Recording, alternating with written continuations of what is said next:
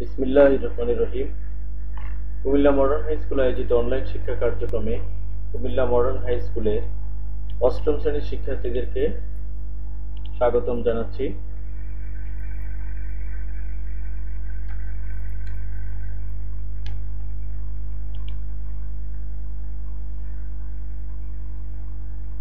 অষ্টম শ্রেণীর শিক্ষার্থীরা, আমরা আজকে তথ্য যোগাযোগ প্রযুক্তি বিষয়ের চতুর্থ অধ্যায় স্প্রেডশিটের ব্যবহারের কিছু বিষয় নিয়ে আলোচনা করব। এই অধ্যায়টি নিয়ে পূর্বেও একটি ক্লাস আমরা করেছিলাম। আশা করি আগের ক্লাস থেকে তোমরা স্প্রেডশিটের বিভিন্ন ধারণা পেয়েছো। আজকে আমরা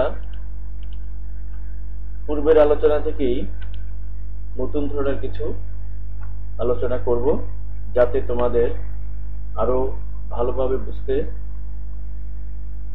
কোনো অসুবিধা না হয়। এই চিত্রগুলো দেখে তোমরা বুঝতে পারতেছো যে এই চিত্রগুলোতে যেমন হিসাব নিকাশের কাজ সম্পর্কে দেওয়া আছে, উদাহরণ দেওয়া আছে।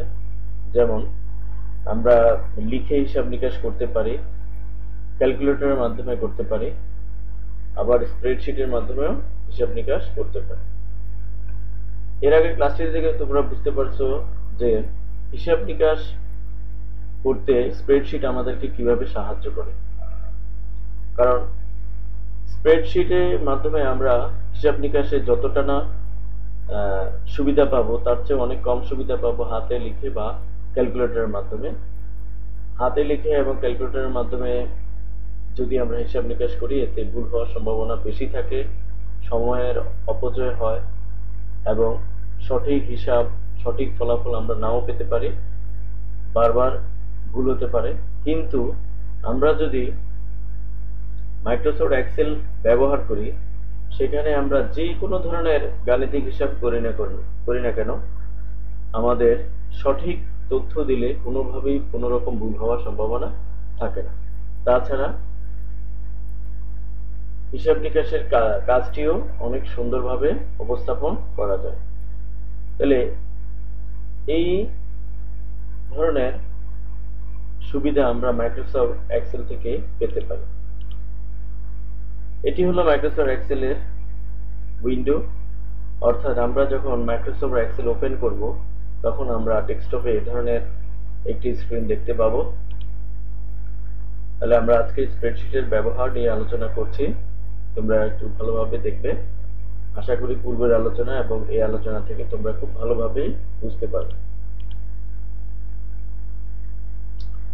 এই পাঠ শেষে তোমরা যেহেতু অনেক ধারণা লাভ করবে, এরপর তোমরা সহজেই স্প্রেডশিট সফটওয়্যারের কাজ, স্প্রেডশিট সফটওয়্যার কি, এগুলো যদি উত্তর দিতে হয়, কেউ যদি তোমাদেরকে জিজ্ঞেস করে, তখন তোমরা খুব সহজেই বলতে পারবে। স্প্রেডশিট প্রোগ্রামে কিভাবে সূত্র প্রয়োগ করে গুণ ভাগ যোগ বিয়োগের কাজ করতে হয়, স্প্রেডশিট প্রোগ্রামে শতকরা নির্ণয়ের কাজ, এগুলো যেহেতু তোমাদের পাঠ্য বই দেওয়া আছে, আমরা এগুলো পূর্বে আলোচনা করছি, এখনো আলোচনা করব।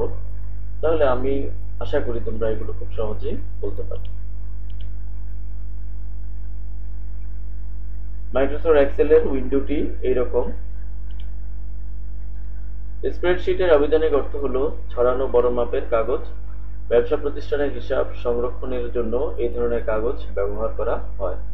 বর্তমানে এই কাগজের স্থান দখল করেছে সফটওয়্যার নির্ভর স্প্রেডশিট প্রোগ্রাম। অর্থাৎ আগে আমরা হাতে এঁকে এই ধরনের ছক তৈরি করে এই ধরনের হিসাব নিকাশ করতাম, কিন্তু বর্তমানে এই হাতে লেখা এবং ক্যালকুলেটরের মাধ্যমে হিসাব করার যে কাজ, এটা পুরোপুরি দখল করে ফেলেছে এই স্প্রেডশিট প্রোগ্রাম। তাইলে স্প্রেডশিট প্রোগ্রামের স্প্রেডশিট শব্দের অর্থ হলো, অভিধানিক অর্থ হলো ছড়ানো বড় মাপের কাগজ। তাহলে তোমরা এখন ঝটপট উত্তর লিখে ফেলো যে স্প্রেডশিট প্রোগ্রাম কি, স্প্রেডশিট প্রোগ্রাম কোন কোন ক্ষেত্রে ব্যবহৃত হয়। আশা করি তোমরা যদি বই পড়ো এবং আমাদের ক্লাসটি দেখো, তাহলে তোমরা খুব সহজেই এই দুটি প্রশ্নের উত্তর খাতায় লিখতে পারো। এখন আমরা দেখব যে কিভাবে স্প্রেডশিট প্রোগ্রামের মাধ্যমে গুণের কাজ করা হয়। ফাংশন ব্যবহার করে গুণ করার সুবিধা হলো, যেহেতু স্প্রেডশিট প্রোগ্রামে ফাংশন ব্যবহার করে গুণ করতে হয়, তাহলে এর সুবিধাটা কি, যে বেশি সংখ্যক সেলের গুণফল রেঞ্জ দিয়ে গুণের কাজ সম্পন্ন করা যায়। যেমন এখানে 3টি সেলের ভিতরে মান দেওয়া আছে, যেমন একটিতে 40, 15, 14, কিন্তু দেখো আমরা কিন্তু ফর্মুলা বারে অর্থাৎ সূত্রের জায়গায় আমরা লিখছি ইকুয়াল টু প্রোডাক্ট A3 অনুপাত C3, কিন্তু মাঝখানেরটি কিন্তু আমরা লিখিনি। এতেই বোঝা যাচ্ছে যে শুধু প্রথমটি আর শেষেরটি যদি আমরা লিখি আর মাঝখানে যদি এই অনুপাত চিহ্নটা দিই, তাহলে মাঝখানে যত সেলই থাকুক কম্পিউটার অটোমেটিক সেটা দেখে গুণ করে ফেলবে। অর্থাৎ এখানে আমরা যদি 8-10 ঘরের গুণও যদি করতাম, তাহলে আমরা শুধু প্রোডাক্ট লিখে প্রথম বন্ধনী দিয়ে প্রথম যে সেল সেটা লিখে তারপরে অনুপাত চিহ্ন দিয়ে শেষের সেলটা লিখে তারপরে বন্ধনী শেষ করে এন্টার প্রেস করলেই আমাদের এই রেজাল্টটি চলে আসবে। এই জিনিসটাকে বলা হয় রেঞ্জ। এই প্রথমটা আর শেষেরটা লিখে মাঝখানে কোনো কিছু না লিখে শুধু অনুপাত চিহ্ন দিয়ে ফলাফল বের করার যে সুবিধা, এটা আর কোনো কিছুতে নেই, শুধু স্প্রেডশিট প্রোগ্রামেই এই সুবিধাটি আছে। তাহলে এই রেঞ্জের মাধ্যমে আমরা অনেক বড় বড় গুণ, যোগ, ভাগ বা সরলের ফল, তারপর বিয়োগের কাজ, তারপর এই ধরনের যত অঙ্ক আছে আমরা সেটা খুব সহজে করে ফেলতে পারি। তাহলে এইভাবে আমরা গুণ করতে পারি। তারপর আরেকটি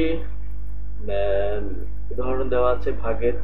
যেমন ভাগের কাজটি খুবই সহজ, যে আমরা 36কে 15 দিয়ে ভাগ করব। তাহলে এর জন্য আমাদেরকে সূত্রে যে ফর্মুলা বারে লিখতে হবে, প্রথমে ইকুয়াল টু দিয়ে A3 হলো 3600 যেই সেলটি আছে এই সেলের নাম A3, তারপরে স্ল্যাশ অর্থাৎ এটা ভাগ চিহ্ন, তারপরে হলো B3 অর্থাৎ B3 ঘরে আছে 15। তাহলে A3 কে B3 দিয়ে ভাগ করলে যে ফলাফল এন্টার প্রেস করলে যে ফলাফল আসবে সেটি হলো এর ভাগফল। তাহলে এটি হলো ফর্মুলাটি। তাহলে এভাবেই তোমরা এই দুটি নিয়মে তোমরা একটি স্প্রেডশিট ফাইল খুলে কিছু কাল্পনিক তথ্যের মাধ্যমে গুণ করো, আবার ঠিক একইভাবে কাল্পনিক তথ্য দিয়ে ভাগ করার সূত্রটি ব্যবহার করে তোমরা কিছু ভাগফল বের করো। এভাবে তোমরা আশা করি প্র্যাকটিস করবে প্রচুর, তাহলে তোমরা গুণ ভাগের যে সূত্র এগুলো তোমাদের মুখস্থ হয়ে যাবে, তোমাদের নক্ষত্র বোর্ডে এসে যাবে। তোমরা প্রচুর প্র্যাকটিস করবে। এখন যেহেতু তোমাদের বাসায় লেখাপড়ার পাশাপাশি অনেক ফ্রি টাইম তোমরা পাও, স্কুল বা অন্য কোথাও যেহেতু আমরা বের হতে পারছি না, আমরা বাসায় কম্পিউটারে বসে এই কাজগুলো শিখব, যাতে আমাদের ভবিষ্যতে অফিসিয়াল কাজে এগুলো ব্যবহার করতে আর কোনো সমস্যা না হয়। এখানে একটি গুণের কাজ দেওয়া আছে, যে গুণের সহজ একটি গুণের সূত্র, যে এখানে 400কে 15 দিয়ে গুণ করে তারপর তার 400 এর 15%, সরি এটি গুণ নয়, এটি হলো 15% বের করা, যে 400 এর 15% কত। তাহলে এর জন্য আমাদেরকে যে সূত্রটি লিখতে হবে ইকুয়াল টু A3 হলো 400, এরপরে গুণ চিহ্ন, কম্পিউটারের গুণ চিহ্নকে অ্যাস্টারিস্ক সাইন বলে, এটা অ্যাস্টারিস্ক সাইন, এইটাই হলো কম্পিউটারের গুণ চিহ্ন। এটা দিয়ে B3 অর্থাৎ 15 দিয়ে তার সামনে একটি পার্সেন্ট চিহ্ন দিয়ে এন্টার প্রেস করতে হবে।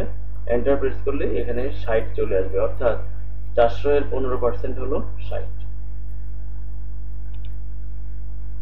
তাহলে এটি হলো সূত্র। এভাবে তোমরা কম্পিউটারে অন্যান্য মান দিয়ে প্র্যাকটিস করো। 400 হলো A3 সেলের নাম, আর 15 হলো B3 সেলের মধ্যে যে মান দেওয়া আছে সেটি। তাহলে এটি B3 সেলের মান, এটি A3 সেলের মান। তাহলে তোমরা এখানে মান চেঞ্জ করে করে একই সূত্র ব্যবহার করে তোমরা অন্যান্য পার্সেন্টও বের করতে পারবে। সূত্রটি কিবোর্ড ব্যবহার করে ফলাফল সেলে লেখার নিয়ম ইকুয়াল টু A3 গুণ চিহ্ন B3%। তাহলে সূত্র লেখার নিয়ম ইকুয়াল টু চিহ্ন দিয়ে 400 লেখা সেলে ক্লিক করতে হবে অথবা লিখতে হবে, তারপর কিবোর্ডে গুণ চিহ্ন চাপতে হবে, এরপর 15 লেখা সেলে ক্লিক করতে হবে অথবা লিখতে হবে, তারপর কিবোর্ড থেকে পার্সেন্ট চিহ্ন লিখে এন্টার চাপতে হবে। প্রত্যেকটা ক্ষেত্রেই এন্টার চাপতে হবে। গুণ করো, ভাগ করো, যোগ করো বা বিয়োগ করো, যেটাই করো ফলাফল আনার জন্য এন্টার চাপতে হবে। এই হলো সূত্র লেখার নিয়ম। এটি যদি তোমরা ভালোভাবে আয়ত্ত করতে পারো, আশা করি তোমাদের যোগ বিয়োগ গুণ ভাগ করতে কোনো সমস্যা হবে না। বিক্রয়মূল্য বের করার জন্য আমরা যে সূত্রটি ব্যবহার করব কোনো কিছুর বিক্রয়মূল্য বের করার জন্য, সেটা হলো কি C3 গুণ চিহ্ন D3% প্লাস C3। এখন আমরা যদি যেমন একটি প্রশ্নের উত্তর যদি বের করতে চাই যে মিস্টার শামীম মাসিক মূল বেতন 20,500 টাকা, তিনি 40% হারে বাড়ি ভাড়া ভাতা এবং 900 টাকা চিকিৎসা ভাতা পান, তার মোট বেতন 150 টাকা কল্যাণ তহবিল এবং যৌথ বীমা বাবদ চাঁদা প্রদান করেন, তার নিট বেতন প্রতি মাসে তার নিট বেতন কত?